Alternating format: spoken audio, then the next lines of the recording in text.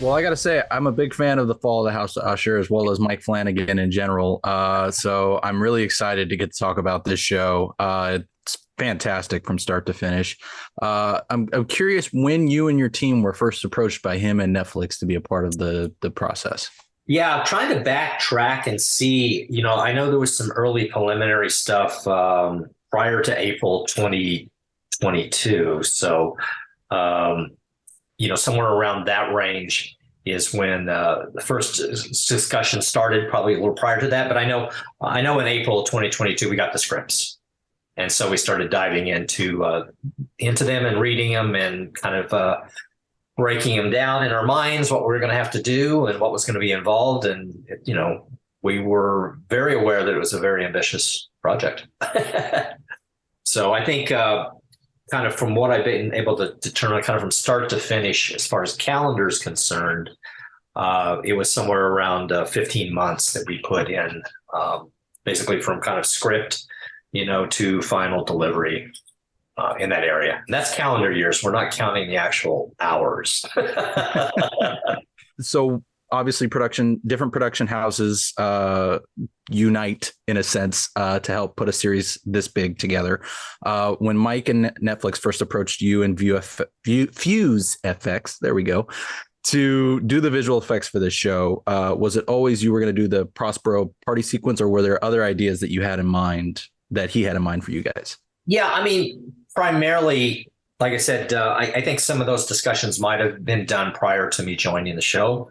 So when I came on, primarily it was going to be we called it the Perry party, and which would be the shower sequence there, and then of course the building destruction and pendulum as well, and then the falling bodies. Were the main kind of three things that we were focused on. We did have some stuff with the cat. So there was some cat augmentation and some cat animation that we added into the mix. That's incredible. I mean, those are three of my favorite, actually four, I should say, of my favorite sequences in the show. So glad you got to work on them all. Now, in designing the factory, I mean, how much of that was practical versus how much of that was you guys? Yeah. So the exterior of the factory, essentially all that we really had, or they had on set, was the doorway, steps leading up the doorway, and just a little bit of a facade around the door. So everything else other than that was pretty much up for us to design and come up with. And so we got through some iterations. There was, an earlier iteration where the building was actually a little bigger. On the left-hand side, there was more of a 4 or 5 story stack, building there.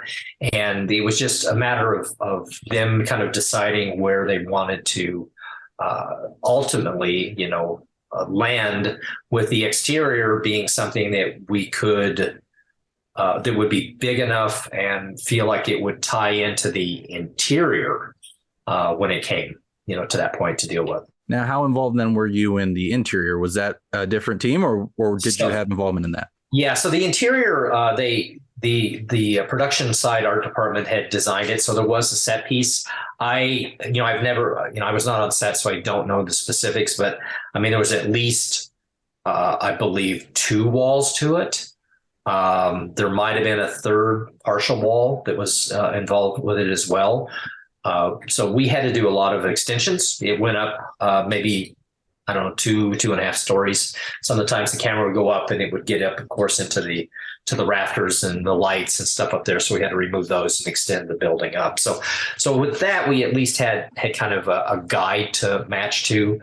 As far as the plates were concerned, I think there was possibly some other like kind of CAD data that was given to us with a lot of notes as far as what was going on or what was going to be needed with that aspect. But as far as the stuff in the ceiling, that was kind of all upon us. The pendulum had been designed, and they had a pendulum partial swinging on set that was done as mechanical. The one thing that we had to figure out was like how it was actually going to break loose and fall and get caught and start swinging. So that was one of the trickier things. There had not really been any post viz work done for the sequence. So for us, we kind of talked to them about that. Obviously there was no previs, they kind of had their beats all worked out, but there was nothing that really would give us much more than direction than what we were seeing on the screen sometimes in their offline. So it'd be a black screen with text. The pendulum drops. The pendulum drops more, catches, and starts swinging. So with that, we did have to work with them and Mike and his team, the creative team, and then we were working with Brett Culp, who is the studio side visual effects supervisor, on that to kind of figure out what we needed to do in order to be able to tell the story that they were trying to tell in that sequence. So, like I said, that got us into the situation where we had to do a post-viz, kind of mocking it up roughly, impact here, impact here, impact here, and it all had to work together. So that's where things got very complicated in that sequence, because as the wrecking ball hits, boom, you see it hit in. The very next shot is a CG shot, so you need to see the continuation of that debris falling. So it was like one of those things, if you change something upstream, it rippled down to other shots in order to keep the continuity going through. Because, if they would have filmed that for real, heaven forbid, they would have had cameras set up, so their action would have been caught, and so they would have had a continuity that would kind of move through the whole thing. So that to me was one of the more challenging things that I've actually had to deal with in my career, was just trying to keep that continuity of debris and dust and falling, elements that rock is here when you cut away, and then that rock is there continuing to fall as you get into the next shot. So there again, that's where things get really complicated. As minuscule as it may seem to some, that attention to detail is very well executed in that sequence. Well, and I especially love the pendulum. I mean, I know you just said that they had already kind of designed it themselves, but I'm curious what it was like, because you were also just talking about how there was some post-viz work that needed to be done on it. What was it like retaining the sort of Gothic feel while still being essentially a part of this building while editing this sequence together? Like I said, it was a challenge for us just to kind of mentally keep track of it. I mean, Rav Bar was our DFX supervisor, CG supervisor. I kind of tasked him with that. I said, well, Rav, you're going to have to keep this in your head and make sure you don't get hit by a bus as you go out during the day, because you're the keeper of that information for the most part. So it was the planning and the animatic that took a lot of time. Normally with stuff like that, you would be working with the director day to day to do it, but I know he was very busy with other work that he was involved with, so it was difficult at times to get a line to him to get the feedback. So we would do our best guess and send it off, and then wait back for the next round of notes, and so that added a little bit more time to the schedule for us to get actual hands-on creating. With anything like that, it requires a lot of feedback, because there is a story that the pendulum is telling, and there's a story that the building is telling, and there's a story that has to be told, and just to get all of those things pulled in together, yet stay what would be the right word? Stay true to the set and the look. It was a challenge, but it was a fun challenge. Well, again, you pulled it off very well. I also really love Perry's party, as you say. That shower sequence is just burned in my brain. It is a horrifying sequence, but so well executed. It amazes me how brutal it gets, not just this show, but that sequence in particular. And so, Mike has not generally gone that far when it comes to gore in a lot of his projects. So I'm curious what that discussion was like with him and his team about, how far to take these melting people with the VFX versus how far to pull back? For the most part, they were trying to hold true to realism, what would happen. I don't recall there being any shots. I think we pushed some right to the edge and they had us back down. That was maybe more specifically on some of the aftermath stuff a little bit, that we had gone maybe a little too far with it. But yeah, it's meant to make people feel a little uncomfortable, I think. I think, whether that's exactly what he was going for. I mean, we had some people artists that actually kind of requested to not work on that sequence. It was just a little too visceral for them, I guess would be the right word. So we did have to change some casting on our end, but, it was a trick getting the looks of that. I mean, essentially what we did was go through and set level of burns. So level 1, 2, 3, 4, and would pick at what point in time that kind of was at that level. And we worked on that shot to get those like 4 key shots kind of working. And then we kind of had to fill in the blanks of the shots in between it to keep the flow moving through it. But as I said, Brett had given us some reference that they had found of acid being dropped on a chicken leg, I think it was. So, the stuff would hit and it would bubble and do that. I mean, we didn't get too much in the bubbling. I think that's where I think they felt it was going to go a little too far. So it was mainly dealing with the smoke that came off of it. And we kind of had a couple of different smoke approaches that we were having. We had kind of the lacy smoke and the wispy smoke. There were kind of different approaches to that. And we had, in order to get that, we had to run multiple simulations, effect simulations to deal with that. Also, we had to take into account the movement of the body. So we had to do, actual body tracks on everybody. So as they moved, that movement would then add air disturbance to the smoke. I mean, when you look at it, you think, oh yeah, it's just, it's all there. But it's like, the point is, if we didn't have all of those little details, that it would have looked fake.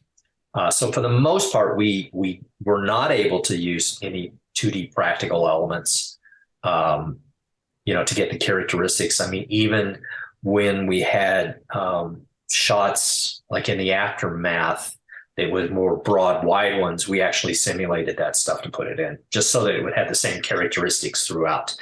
Because otherwise that's what you would see. Is you would see, okay, that smoke is acting different. That seam's acting different than this one, shot to shot. So there again, it was continuity of that was tricky and difficult, and also just to nail down the look that they wanted. It just, it took some time. And like I said, at the end of the day, I think it worked out really good. It's disturbing, but very much so. But I agree, it works out very well. Now, obviously, before that all happens, the party sequence does have a lot of extras in there. But they, of course, don't want to spend the money to make up every extra possible with that burns. Yeah. So how much of the aftermath would you say were practical people versus 3D doubles? As far as the actual aftermath, when it's just kind of smoldering, they did have makeup on a lot of them, but there was still select ones we would have to go in and augment. The main heroes, we had to do some changing. I mean, Perry himself, the build of their body is very slight. So when you start adding a makeup applique and stuff on it, that starts changing the feel and the characteristics of the actor. So there were cases where we actually had to, take what was there and compress it down, and in essence, thin it down, so that it looked like it still had the same body shape that they would have when they were alive. As far as adding additional stuff to the background, yeah, we did add additional makeup effects randomly around where it was needed. I said, makeup effects, but it was like the DMP artists, digital matte painter artists would kind of match what we had. There were certain things they wanted. They wanted to see the a little bit more of the rib cages on stuff. So we created artwork that would show more of the ridge cases, the ribs and stuff. On some of the shots where Perry kind of comes up into the camera and stuff, we did do some augmentations and patch of the cheek to go deeper in there, because you couldn't do that with the actor, but to basically, get some depth going on and allowed some smoke to escape from that, or steam. And even in the preliminary, the Perry party stuff, is the background people didn't all have a lot of makeup on it. So we had to add the reddening and some of the makeup to some of the distant ones too. So, like I said, most of the heavy lifting was done by the practical group on set. And, our job was just to kind of come in and assist whenever, the director felt that it wasn't quite telling the story enough for him. Well, it's an incredible balance. I didn't realize they went as practical as they did, but I'm glad that they did, because, again, merging the two together makes it feel so horrific. Now, that's not the only time we see Perry burnt out either. Yeah. There's obviously the sequence between Roderick and Juno later on. And again, that might be mostly practical, but did your team have any involvement with that sequence as well? On some of it, there were some specifically that we would definitely add some steam to it, and sometimes with the Perry cheek, it's like whenever you saw the cheek, I think it was would be basically his left side, so it's like screenwriter, depending on how he does it, that would have the indention in there. We did do some thinning. I think when you pan up on the two of them, I think you see, we thinned out the arms a little bit, and did some additional adjustments there, again, to compensate for that extra stuff that was added on to the actor. Gotcha. Okay. I was curious because I know that could have been a small moment that maybe was passed off, but you guys did a great job on it. For my final couple of questions before I let you go, I wanted to look towards the body shower sequence, because I think I read that was part of your team as well. When Roderick's looking out the office window and the bodies are raining down. The raining, the falling bodies is kind of, we called it. Yeah, that was another tricky one because we started out with it was a pretty massive kind of simulation that you had to deal with. So we had to build the preliminary testing that we did. We built part of a city, and so we had the bodies falling and hitting and bouncing and dropping and piling up and accumulating. And there again, that's a progression that had to happen throughout the course of the sequence. So a lot of stuff, kind of went into that, to kind of get all of the bases covered for that. And, that type of stuff, Michael Captain was in our LA office, was kind of working with the team down there, trying to get everything kind of worked out and the pipeline set up for that. So as the preliminary testing went through, we were able to get what he wanted, but then the trick is, let's get it into the shots. And there again, on a lot of those shots, it's a digital environment out there. So the far background is usually a DMP painting with 3D building. So it's a combination of 2.5 and 3D building that we could start dropping things through. And as far as the overall look of that, a lot of the feeling of wetness and everything kind of fell to Derek Bird, who is our overall compositing supervisor for the show. So Derek worked with the team and trying to get that sense of, rains, because it's like they wanted it to be like a rainy day, rainstorm.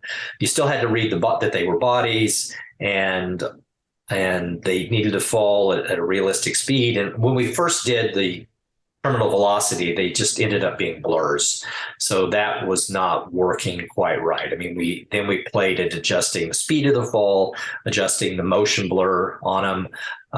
We did 2 different versions, one with a reduced motion blur that we would mix in back with the normal motion blur to give a little bit more depth in there. And then what ultimately kind of came down with was, we were still having difficulties kind of reading it overall. And so kind of Mike and his team were talking through it, and it was kind of determined, like during the lightning flashes, it kind of acts like a little bit like a strobe, which you kind of saw happening in the Perry shower sequence. So you have a strobe effect where they would become sharp. You would actually see them without motion blur. So if you were, you can't really probably viewing it step through it frame by frame, but on the lightning frames, we reduced or almost eliminated all of the motion blur on the falling bodies. So that allows you to pop and read them. Otherwise, you wouldn't have, they just would have been blurs. So that was a very unique approach that Mike was on board with, and it made things, it made it feel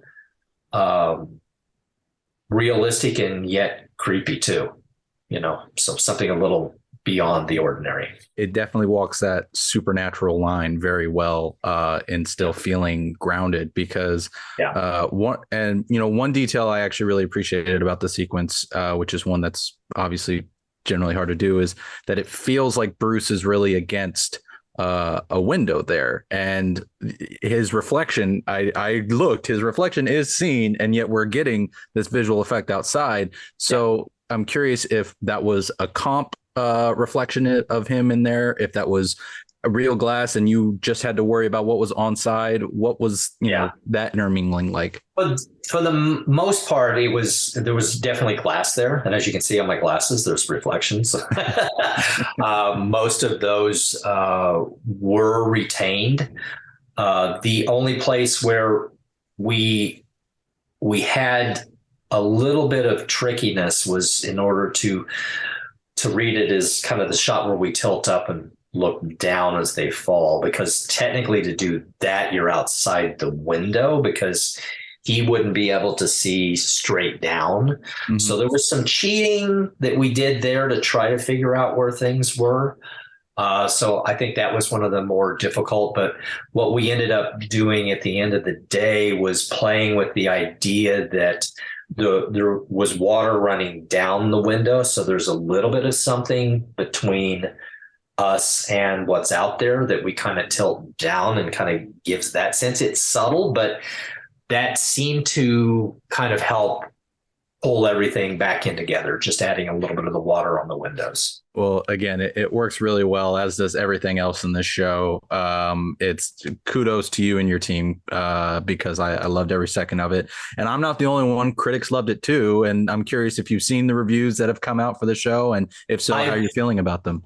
I've seen a few reviews. I have not dove heavily into it. I have just been spending a lot of time off grid, and I'm just back in. So I've just started actually seeing the episodes, in their final state with the, all of the music and soundtrack and stuff. So I'm still working through the sequence right now as we talk.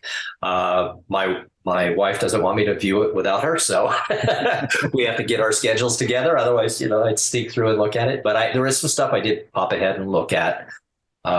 So yeah, I will have to dive into reviews. Sometimes reviews are a mixed blessing.